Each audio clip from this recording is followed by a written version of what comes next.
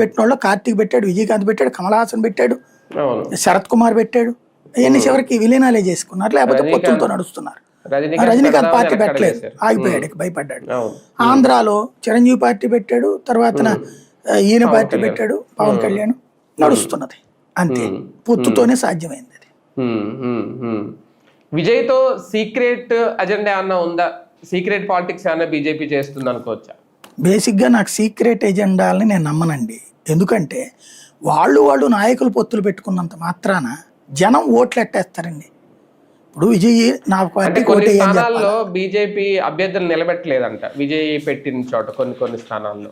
బీజేపీకి ఇచ్చిన సీట్లు 27 అయితే వాళ్ళు పెట్టకపోవడం ఏంది? అందులో బీజేపీకి ఇచ్చిందే 27. అక్కడ పోటీ చేసేది ఏఐఏడీఎంకే. ఏఐఏడీఎంకే ఇచ్చిన సీట్లో బీజేపీ పోటీ చేస్తుంది. కాబట్టి ఇందులో ఏముండదు అక్కడ. కాకపోతే విజయ్ పోటీ చేసే నియోజకవర్గంలో గెలవచ్చు, ఎందుకంటే అక్కడ స్టాలిన్ డమ్మీ క్యాండిడేట్ని పెట్టాడు. అక్కడ ఏఐఏడీఎంకేకి అంత బలమైన క్యాండిడేట్ లేరు తన నియోజకవర్గంలో అని చెప్పలేం. ఇప్పుడు ఉషారాణి అనే ఆవిడ తర్వాత ఎవరికైనా తెలుసా? చిరంజీవిని ఓడించిన ఆవిడ, గుర్తుంది కదా, అక్కడ పాలకొల్లు. తర్వాత ఇతన్ని పవన్ కళ్యాణ్ ఓడించింది భీమవరంలో గ్రంథ, లేకపోతే అక్కడ నాగిరెడ్డి. వాళ్ళ తర్వాత ఏమన్నా పోనీ